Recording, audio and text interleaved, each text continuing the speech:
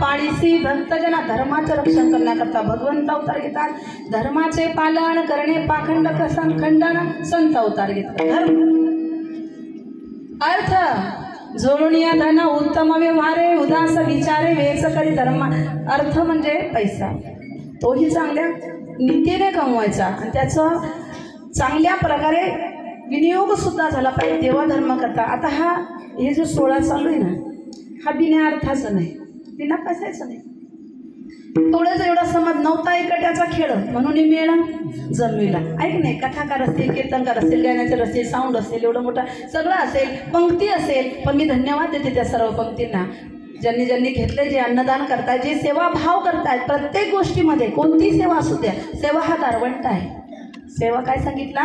दारवंट आहे. जी तुमच्याकडनं सेवा जी काय गजानन महाराज करून घेत असतील, उद्याच्या काल्याच्या कीर्तनामध्ये तिचा प्रसाद 100% तुम्हाला मिळणार आहेच आहे. परंतु तुमचं भाग्य आहे, कारण दान करण्याकरता उदारवंश पुण्य ना. नंतर एखाद्याच्या हातून जर दान झालं नसेल तर कबीरची भाषा आहे, कबीर छान बोलतात. बड़ा हुआ तो क्या हुआ जैसे पेड़ खजूर, पंछी को छाया नहीं, फल लागे अति दूर कबीरा, फल लागे अति दूर. बाबा खजुराचं झाड आहे, खूप उंच आहे, पक्ष्यांना सावली नाही, त्याला पानं नसतात, काटेरी आहे ना, आणि माणसाला लवकर खायला मिळत नाही. मग त्या प्रकारे एखादा खूप करोडपती अरबपती मनुष्य आहे, पण त्या मनुष्याकडे जर आपलं हे समिती मंडळ गेलं आणि त्याची द्यायची कुवत 10,000 आहे, 100 द्यायला मागे पुढे करतोय, तो खजुराच्या झाडासारखा आहे. तो कसा आहे? कृपण आहे, तो कंजूस आहे. आपण बोलून गेलो, जर दान धर्म केलं तर वंशाचं पुण्य आहे, पण दान धर्म ज्यांच्याकडनं होत नसेल ना, ते वंशाचं पाप आहे बरं का. बघा, तुम्ही सुभाषितकार बोलला, मी बोलले नाही. मी माथ्यातलं कधीच सांगणार नाही, गाथ्यातलंच सांगणार आहे. आज 24 वर्ष झाले या क्षेत्रामध्ये. जे तुम्ही ऐकत आहात, तुम्ही तर चिखली करता, मला तर वाटतंय मी 2007 पासून येते, 2007 पासून इकडे मी येते चिखलीमध्ये. तुम्ही सर्वांनी मला लहानपणापासून ऐकलंय. सांगायचं तात्पर्य असं आहे की सुशिलो मातृपुण्य ना, मुलगा मुलगी चांगली निघाली आईचं पुण्य, मुलगा मुलगी वाईट निघाली आईचं पाप. पितृपुण्य ना चतुर्था, हुशार निघाली वडीचं पुण्य, मंद बुद्धी निघाली वडिलाचं पाप. दान धर्म करण निघाली वंशाचं पुण्य, या उलट कंजूस निघाली वंशाचं पाप. आणि सर्वगुण संपन्न निघाली स्वतःचं पुण्य, तर काहीच निघाली नाही तर त्याचं पाप आहे का नाही, असं आहे. म्हणून अर्थही चांगला जोडता आला पाहिजे. जोडणीया धन उत्तम व्यवहारे उदास विचारे वेच करी. धन चांगल्या प्रकारे कमवायचं आणि त्याचा विनियोग सुद्धा चांगल्या कार्यासाठी यथाशक्ती दान करायचा. नियम असा आहे, तुम्ही 100 रुपये कमवत असाल ना, त्यातले 10 रुपये तरी भगवंताच्या दान धर्मासाठी म्हणायचं, त्याच्यासाठी गेले पाहिजे, तर तुम्हाला ते 90 रुपये चांगले राहणार आहे. लक्ष द्या, कारण तुका म्हणे पापे आणि ती रोगाची या. मग धर्म अर्थ काम, कामाला मोठमोठे महायोगी जिंकू शकले नाही, पण जगद्गुरु तुकोबराय सांगतात मोक्षाम्मा घरी कामारी ते काम जो आहे एका ठिकाणी महाराज सांगतात की बाबा हा जो काम आहे ती एक माता जेव्हा महाराजांकडे गेली आणि महाराजांकडे गेल्यानंतर महाराजांनी हात जोडले, महाराजांनी कामावर सुद्धा विजय प्राप्त केला. जाई तू माते नगरी सायास आम्ही विष्णुदास तैसे न हो. म्हणजे महाराजांनी कामावर सुद्धा काय केलंय, विजय प्राप्त केला. मोक्षाच्या बाबतीत प्रत्येक जण मोक्षासाठीच खटपट आहे. नाना साधनाच्या केल्या खटपटा, काहीतरी होईल काहीतरी होईल काहीतरी होईल. पण जगद्गुरु तुकोबरायला अपवाद आहे. जगद्गुरु तुकोबर सांगतात न लगे मुक्ती जन संपदा, नकोयसे मोक्ष. मोक्ष आम्हा घरी कामारी ते दासी अरे मोक्ष आमच्या घरी दास्यत्व करतं. देवा द्यायचं असेल तर तुझं नामचिंतन आपल्या मुखामध्ये, असे असणारे जगद्गुरु तुकोबर आहे. आणि जेव्हा साधना करेल साधकांना सांगतात की मी देवाकडे मागणी केली, देव बसायची ती त्याची घडावी संगती. देवा मला तू ज्याच्या चित्तामध्ये आहे ना अशांची मला संगत दे. लक्ष द्या, संगती कशासाठी पाहिजे? संताची संगती. देव ज्यांच्या चित्तामध्ये बसतो ते कोण आहे? संत आहे. देवते संत, देवते संत निमित्त त्या. मग संताची संगत सोपी का? खूप मोठं आहे. चंद्रामृत सुखेची वेला, चंद्रामृत सुखेची वेला,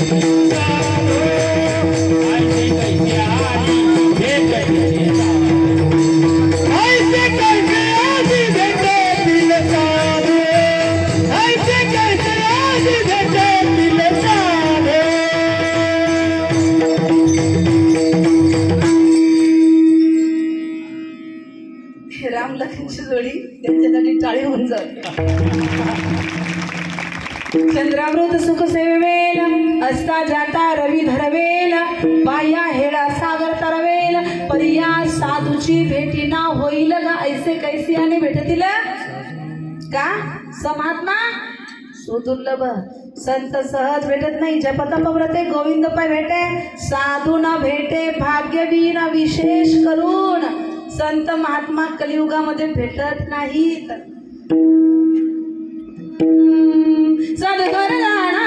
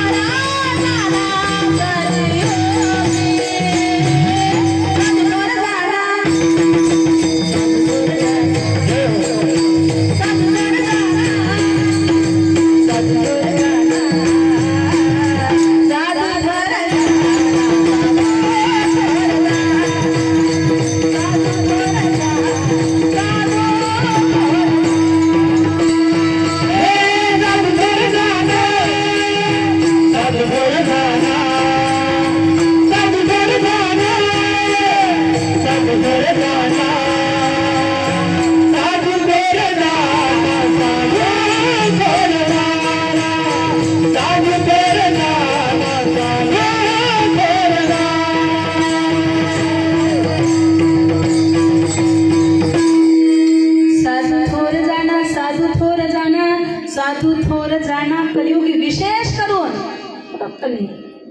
कलियुगामध्ये समहात्मा सो दुर्लभ. श्री विष्णू हरी गोविंद तुझ्या नामाचा निखळ प्रबंध माझी आत्मचर्या विशद उदंड गाती अशांची संगती ते. महाराजांचं एक प्रमाणे खूप गोड प्रमाणे बरं का. अखंड जाया तुझी अखंड जया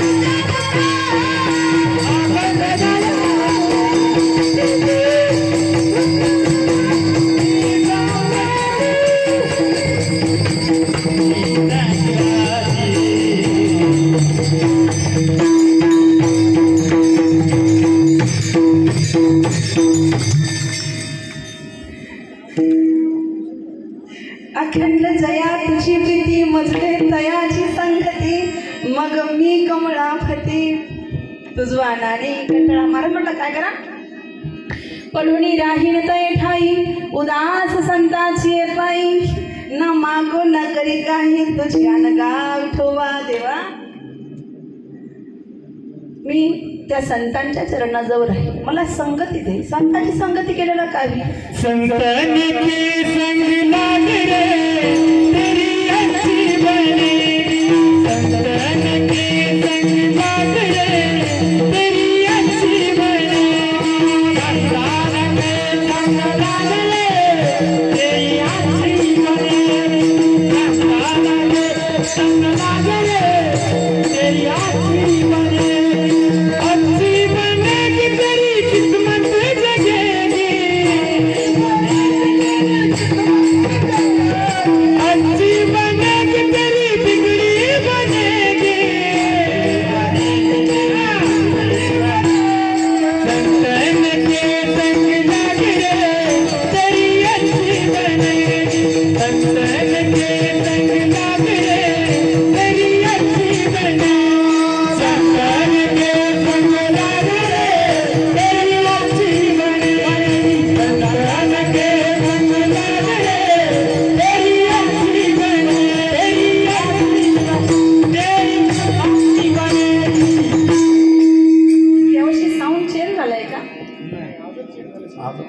तुमचं चेंज केलंय का तुम्ही काहीतरी इन्स्ट्रुमेंट बघा तुम्ही साऊंड लागलेला नाही म्हणजे असं कुठेतरी असं आम्हाला हे होतंय त्यांनाही कळत असेल आवाज असा वेगळा प्रभाव पडतो.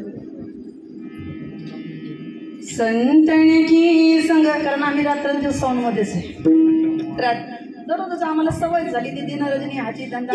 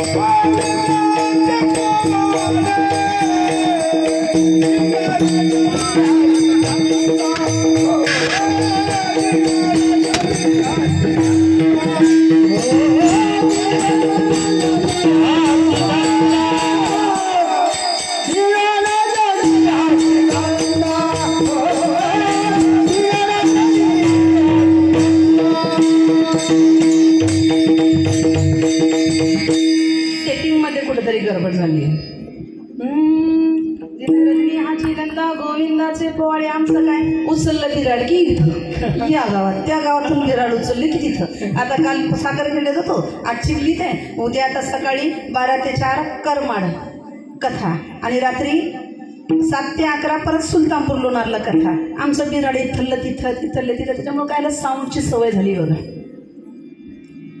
संगत महत्वाची संतन की संग लागे रे तेरी अच्छी संताची संगती कशासाठी आहे कागा से तो है हंस करेंगे कावळ्यापासून हंस करण्याची ताकद संतामध्ये कागा से तो है हंस करेंगे काय भी मिट जाएंगे उनके दाग रे तेरी अच्छी बनेगी संतन की संग लाग रे तेरी अच्छी बनेगी संताची संगती मनोमार्ग गती 11वा श्रीपती येणे पंथे संत संगतीने थोर लाभ झाला मोह निरसला मायातीत संत संगतीचे काय सांगू सुख अरे अर्ध क्षण जरी संताची संगती घडली मला सांगा वाल्या कोळ्याला नारदची भेट किती झाली हो 2 घंटे 1 घंटा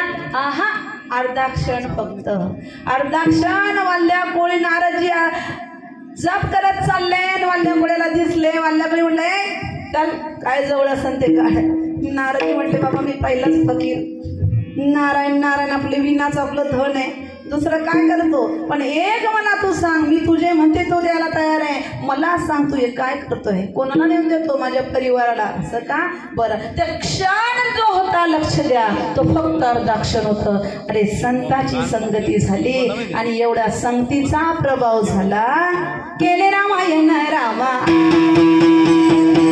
केले रामायण रामा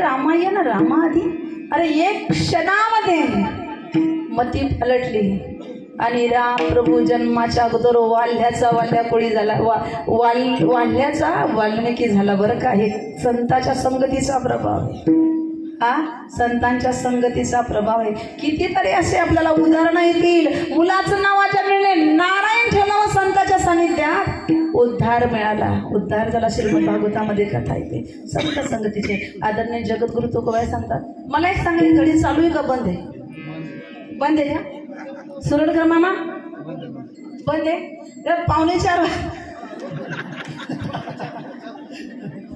म्हटलं मी किती वेळची बघते पण काटा पुढे मागे काही जातच नाही 3:30 पावणे 4 आहे ना 3:30 झाले का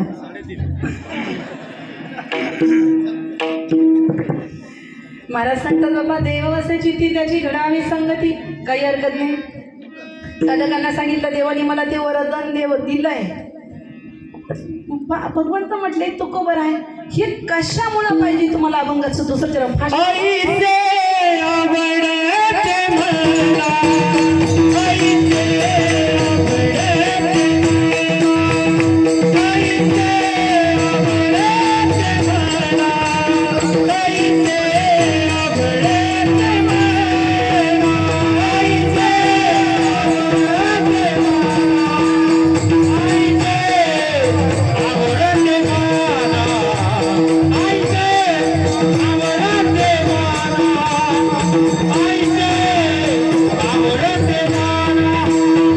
I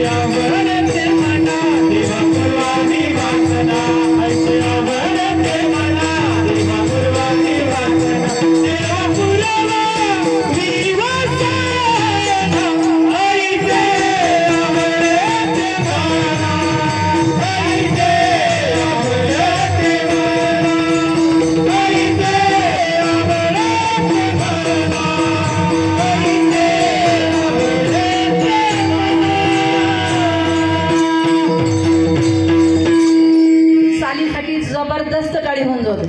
कंजूसपणा नाही अजिबात, जोरात झाली पाहिजे. गुणाचं कौतुक करायचं, व आपण नाही करायचं, कोणा करायचं, गुणाचं कौतुक झालं पाहिजे माणसाचं. टाळी कुठं बी नाही वाजवायची. करटाळी बोला. जेव्हा मुखात नाम असेल तेव्हा टाळी वाजवायची. कुठं बी वाजवलं की कुठं बी वाजवायचं काम पडते.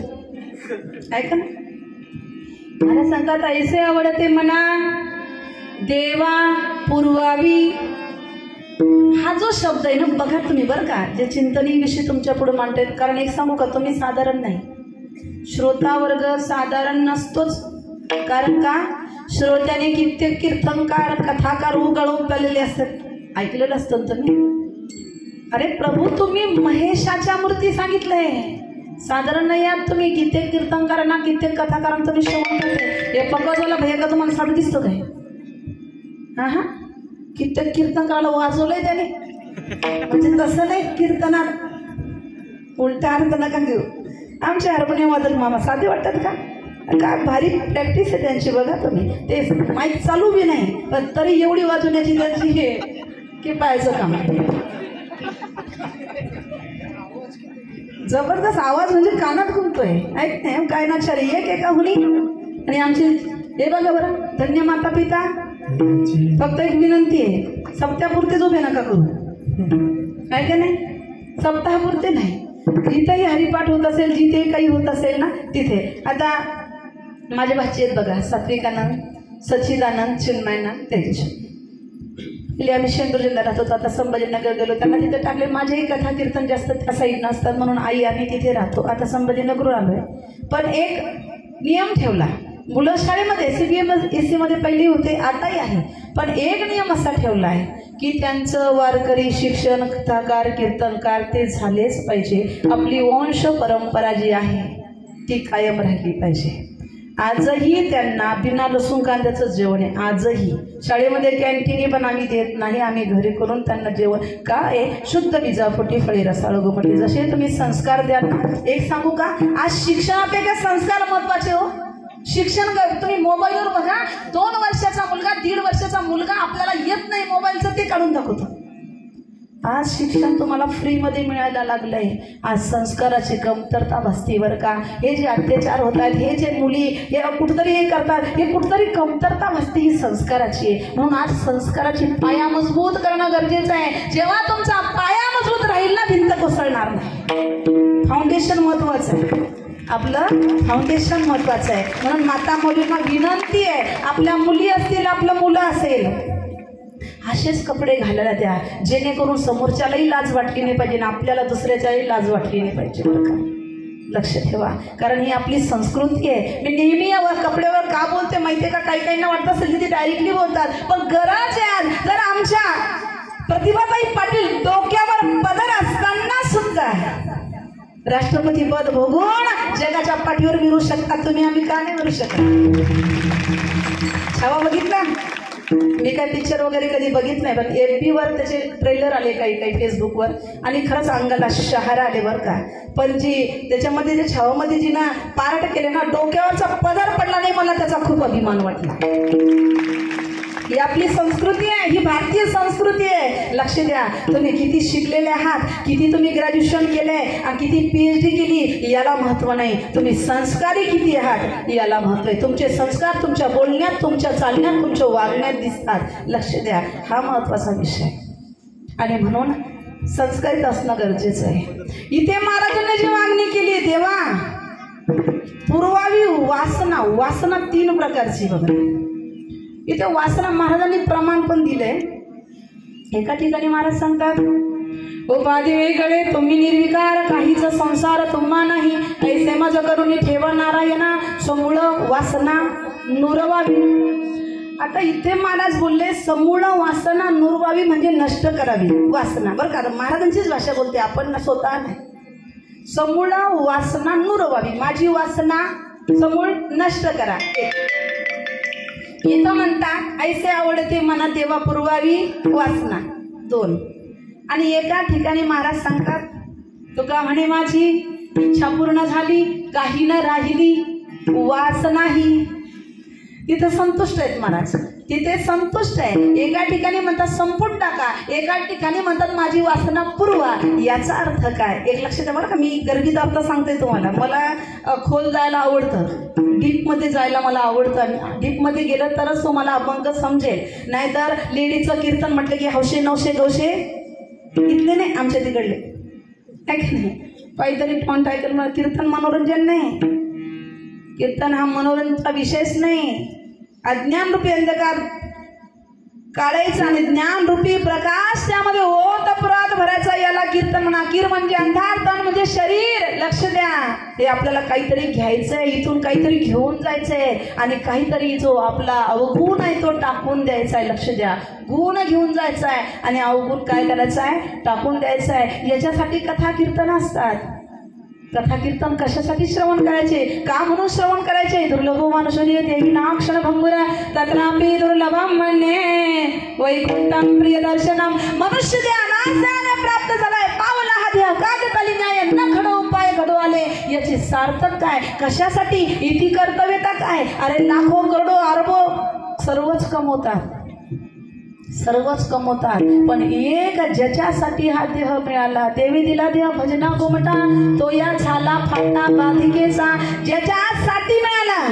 गाई म्हशी कीर्तनात आल्या का, म्हशी काय करू आल्या, झोपल्या.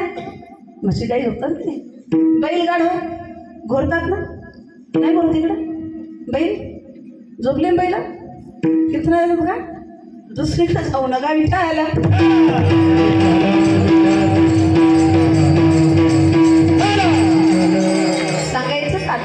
मला 3 बोलले. समूळ वासना नोरमावी झालं. देवा ऐसे आवडते मना, देवा माझी पुरवावी वासना, माझी इच्छा आहे. काय इच्छा आहे तुमची महाराज. अभंगाचं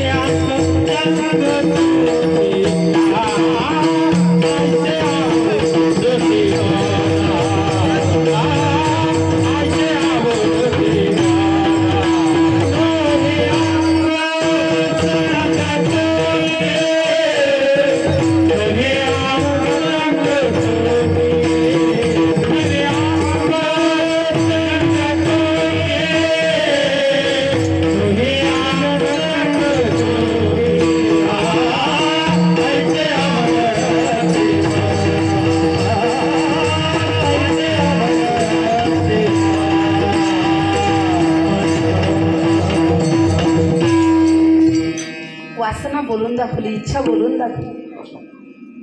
हरिजना सवे भेटी न हो अंग संग तुटी. हरिजन भक्ता संतांच्या भेटी बरोबर देवा अंग संग. अंगसंग म्हणजे आलिंगन. संतांचं आलिंगन दिले की काय होतं, ऐक नाही मज वाटे त्याशी आलिंगन द्यावे, कदा न सोडावे चरण त्यांचे. संतांचं आलिंगन महत्वाचं असतं. अंग आणि संग, त्यांची संगती जीवनभर मी सुटली नाही पाहिजे. देवा संघाचा अर्थ जो सांगितलाय, गर्भित अर्थ सांगितलाय की आत्मकल्याणाच्या हेतून संत जे कल्याण करतात ते जगाच्या पाठीवर देव सुद्धा करत नाही. मी जरा याच्यातून बोलते की संत जे कल्याण करतात ना त्याच्या पलीकडे जाऊन देव सुद्धा करत नाही. एवढं संत. तुम्ही संत माय बाप कृपावंत. माय आणि बापाची काय केले गेलेली आहे. जे मायबाप करतात ना ते जगाच्या पाठीवर कोणीच करू शकत. निस्वार्थ आणि निष्काम प्रेम जे असतं ते आई वडिलांचं असतं बरं का. जगाच्या सर्व बाकी स्वार्थ आहे. तुमच्या जो कैसा तो कोई बोलेगा तू कैसा है का नाही. पण एक हे निष्काम निस्वार्थ प्रेम जे असतं ते आई वडिलाचं असतं. ते कधीही जगाच्या पाठीवर. तो बघा तुम्ही, मुलं मोठाली होऊ द्या, काही होऊ द्या, पण त्या आई वडिलाला त्या मुलाचीच काळजी असते. किती काळजी, माझं बाळ असं का, माझी काळजी असेल, हे लक्षात ठेवा. आणि आई वडिला इतकं, म्हणून प्रत्येक वेळेस आई भगवंताला जन्म घेता येत नाही म्हणून आईच्या रूपानं, वडिलाच्या रूपानं ते आपल्या येतात बरं का. पण आई म्हणायचं कोणाला? फक्त जन्म देणारी आई नसती बरं का, लक्ष द्या. तुम्हाला अतिशोक्ती वाटेल, पण फक्त जन्म दिला म्हणून आई होत नाही. जन्म तर कुत्री मांजरी पण देतात, जन्म कुत्री मांजरी पण देतात.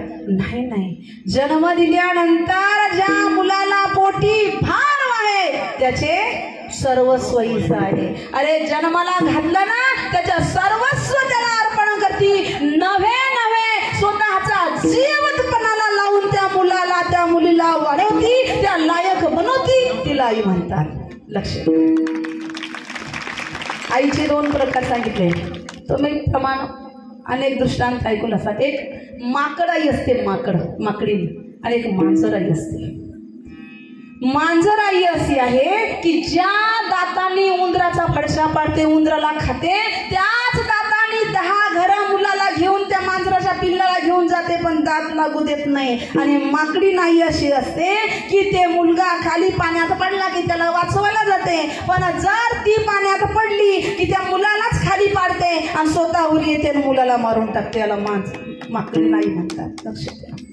म्हणून बनत असताना, आता माझं आदर्श कॉलेजमध्ये आले होते मी, ज्यांना यांच्यापैकी कोणी आले असेल देवजाने आले होते ना. आदर्श, मी विषय मुद्दाम बोलले, आई आणि मुलीचा संवाद होता ना. आणि आदर्श कॉलेजमध्ये माझं तेव्हा भालाकाकांनी यांनी हे ठेवलेलं होतं, स्पेशली मातृसंमेलन होतं त्यावेळेस. आणि तेव्हा मी मुद्दाम म्हणून आई आणि मुलीचा विषय मांडला होता की मुलगी कशी घडली पाहिजे, मुलगा कसा घडला पाहिजे. हा, याचा सर्वात मोठा जर काही भाग असेल ना, तो आईचा असतो, वडिलाचा नाही. वडील तुम्हाला कमाई करून आणू देऊ शकतात, काय लागतं काय नाही ते देऊ शकतात. वडिलाचा रोल, मुलगा मुलगी वाईट जरी निघाली तरी वडिलावर दोष जात नाही. लक्ष द्या, हा दोष आईवर जातोय. का?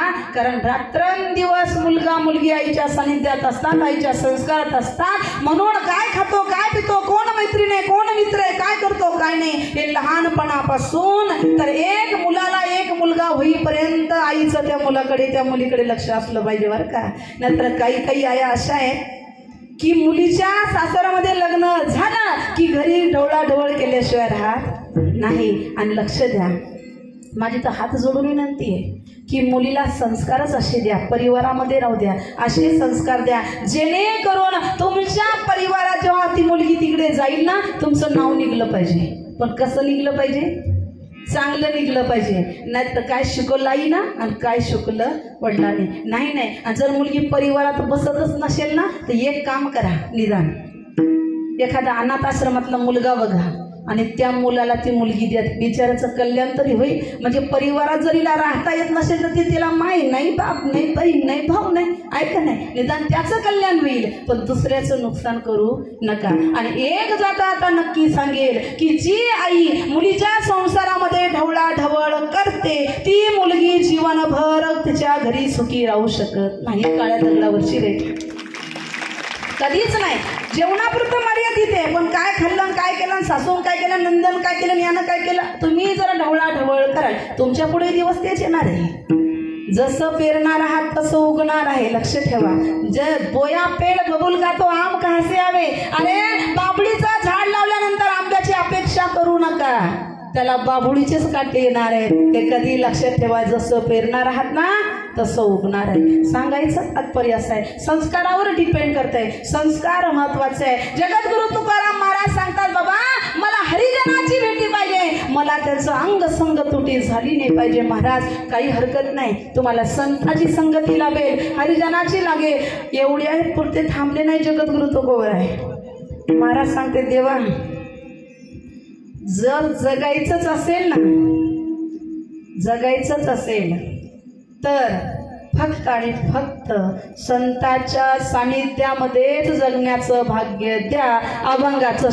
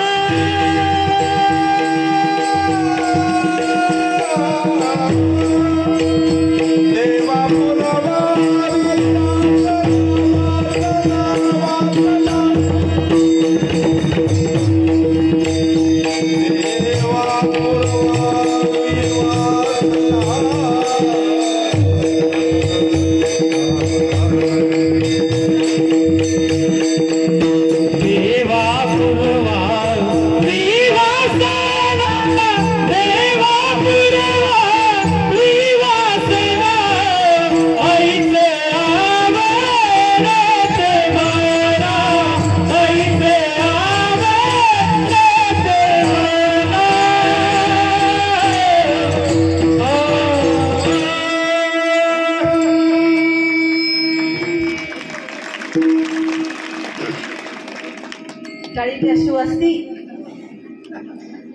मच्छर बी येऊन नाही हो जात नाही. टाळी अशी वाजली पाहिजे की झोपले ते जागे झाले पाहिजे. कारण आपलं जाग करायचं काम आहे. काय करायचं काम आहे आपलं? तुम्ही जागे आहात ना? झोपले का? माझी भाषा कळते का नाही? का आतापर्यंत नुसतं असंच करत होते. मेल्यावरच जळतात ना इथं का जेवंत जळतात? काय सांगा, शिव बदलले की रीत बदलते. टाळी जोरदार होऊन जाऊ दे. महाराज म्हणतात तुका म्हणे जीवे भले संत संगष्टने देवा. संताच्या सानिध्यात माझं जीवन व्यतीत होते. जीवन म्हणजे मला जोपर्यंत मी आहे ना तोपर्यंत मला संताचं सानिध्य लाभते. नहो अंग संगत होती हरी जना सवे बेटी. देवा ऐसे आवडते मना देवा पुरवावी वासना. ज्यांना ज्यांना हात येते वरती करा. आता वरतीच राहू द्या. विठोबा रखुमाई